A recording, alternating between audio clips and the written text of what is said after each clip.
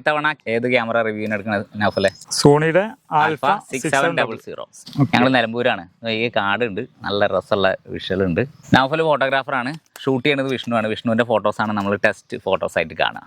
എന്റെ സംശയമല്ല, ഇപ്പൊ 2 വർഷം മുന്നേ ഇറങ്ങിയ ഈ സോണിയുടെ ക്യാമറ റിവ്യൂ ചെയ്യുന്നതും പിന്നെ ഇപ്പൊ റിവ്യൂ ചെയ്യുന്നത് ഇപ്പോ ക്രോപ്പ് സെൻസർ എടുക്കേണ്ട ആവശ്യം ഉണ്ടോ നമുക്ക്?